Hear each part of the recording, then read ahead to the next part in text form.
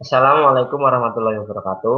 Perkenalkan, kami dari kelompok 4 yang beranggotakan Konita Indah Hairunisa NIM 4101419060. Yang kedua, Uswatun Hasanah NIM 4101419076. Dan yang terakhir, saya Faisal Gilang Saputra NIM 4101419083. Di sini kami akan mempresentasikan tentang soal pemecahan masalah matematis di jenjang SMP dan SMA.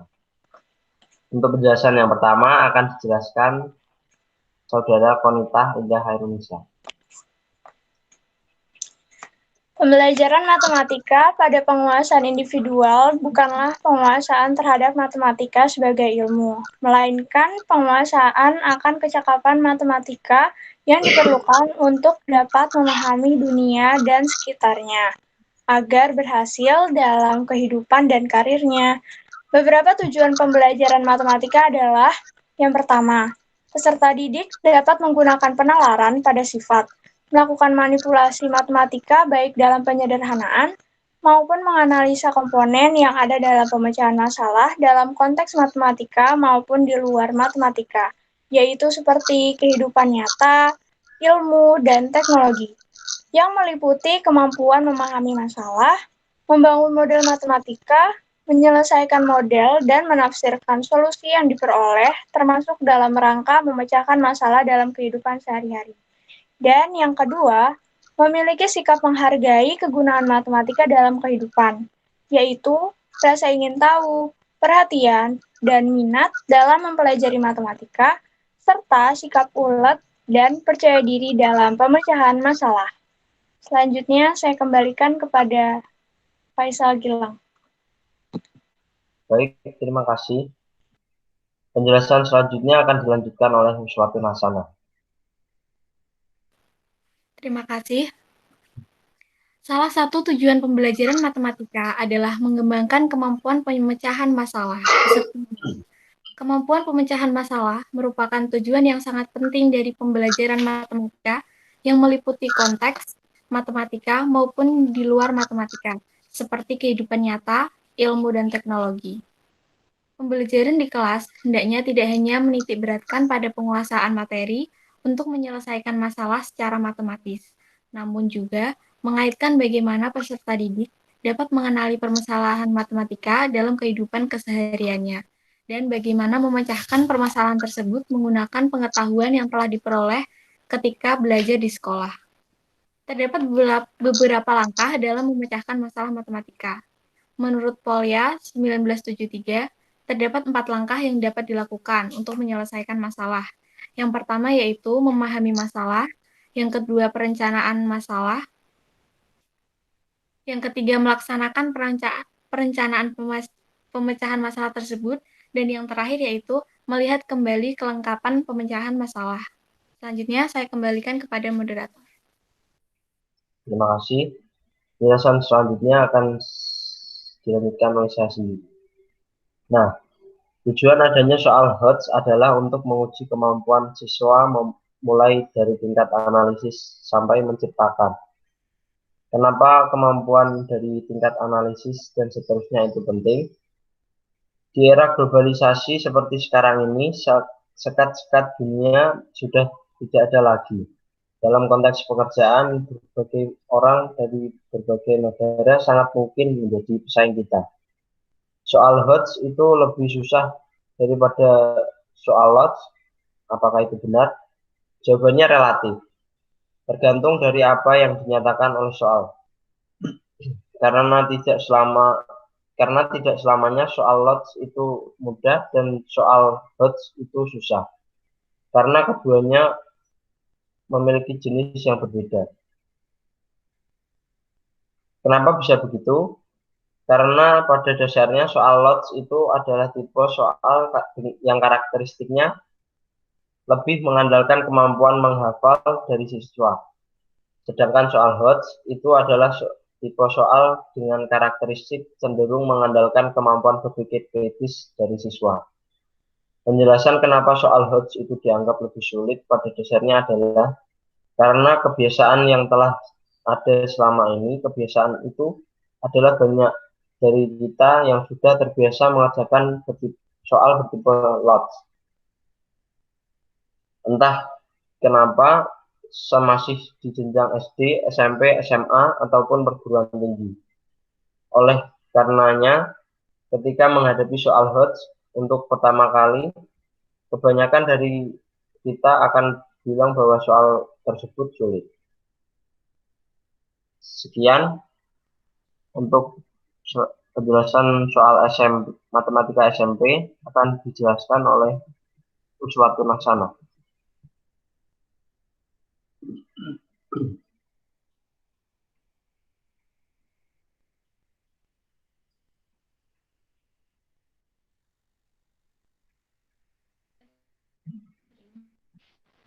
Baik, saya akan menjelaskan tentang matematika MP.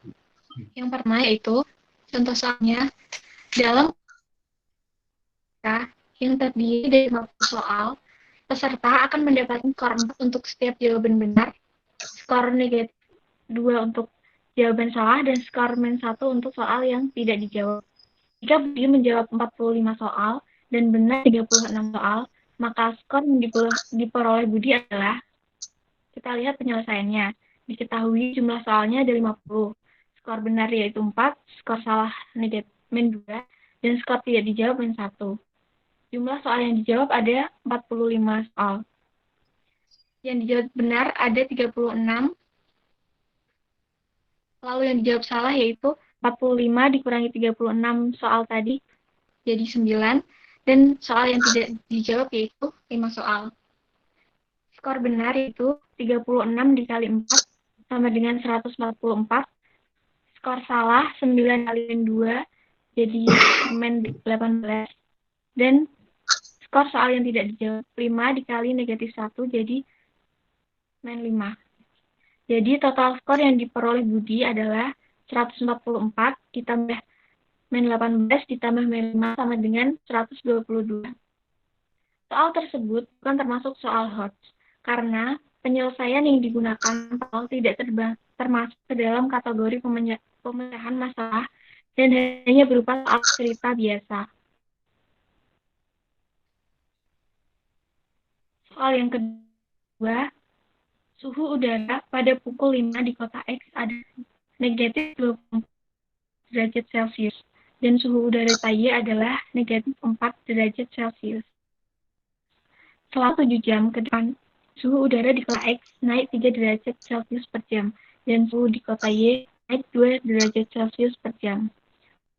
Selisih antara udara di kota X dan kota Y adalah, penyelesaiannya diketahui X awal atau suhu awal di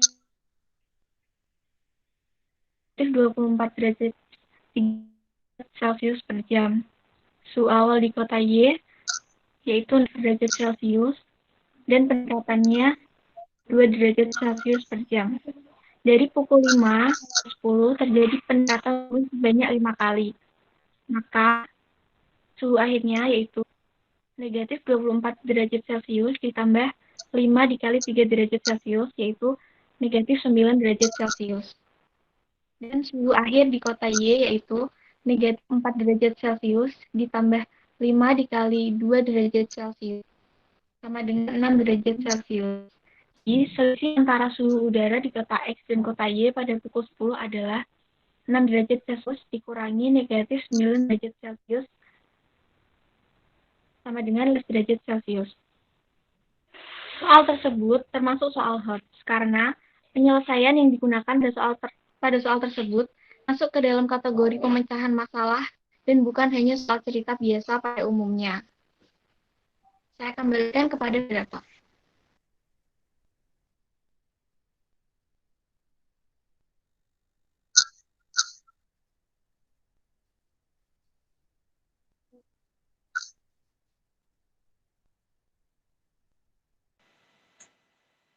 Terima kasih. Untuk penjelasan selanjutnya, terkait soal matematika di jenjang SMA akan dijelaskan oleh Konita Indah Harunisha. Saya persilakan. Untuk soal matematika SMA, nomor 1, apabila harga bensin turun sebanyak P%, seseorang akan mempunyai bensin P% lebihnya setiap bulan. Pengeluaran bulanan orang tersebut untuk membeli bensin kemudian berkurang dari Rp100.000 menjadi Rp96.000. Berapakah nilai P? Penyelesaiannya diketahui P0 sama dengan 100.000, PT sama dengan 96.000. P0 sama dengan J0 dikali H0, HT sama dengan H0 dikurangi P% dikali H0, JT sama dengan J0 ditambah P% dikali J0, PT sama dengan JT dikali HT. Sama dengan J0 ditambah P% dikali J0 dikali H0 dikurang P% dikali H0 sama dengan J0 dikali 1 ditambah P% dikali H0 dikali 1 dikurang P%. PT sama dengan J0 dikali H0 dikali 1 dikurangi P% kuadrat. Jadi 96.000 sama dengan 100.000 dikali 1 dikurangi 4 kuadrat per 10.000. 96.000 sama dengan 100.000 dikurang 10 P kuadrat.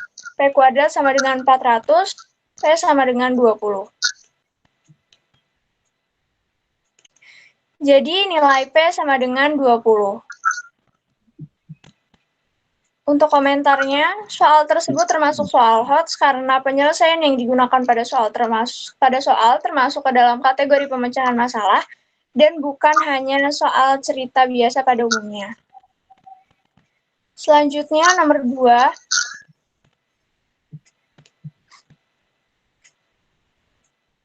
Anggun makan di restoran Padang dengan biaya 83.000 ditambah dengan pajak sebesar 10%. Jika Anggun membayar dengan 5 lembar uang Rp20.000, tentukan pengembalian yang diterima Anggun. Penyelesaiannya, diketahui biaya makan 83.000. Pajak yaitu P sama dengan 10%.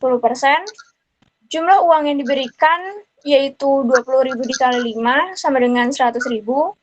Biaya pajak sama dengan 10% dikali 83.000 yaitu 8.300. Total yang harus dibayar 83.000 ditambah 8.300 yaitu 91.300. Kembalian yang diterima oleh Anggun 100.000 dikurang 91.300 sama dengan 8.700. Jadi jumlah kembalian yang diterima Anggun adalah Rp8.700. Soal tersebut tidak termasuk soal HOTS karena soal tersebut bukan termasuk soal dalam kategori pemecahan masalah dan hanya berupa soal cerita biasa pada umumnya. Saya kembalikan kepada moderator. Terima kasih.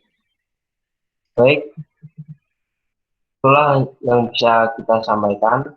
Apabila ada kesalahan, mohon maaf. Terima kasih. Wassalamualaikum warahmatullahi wabarakatuh.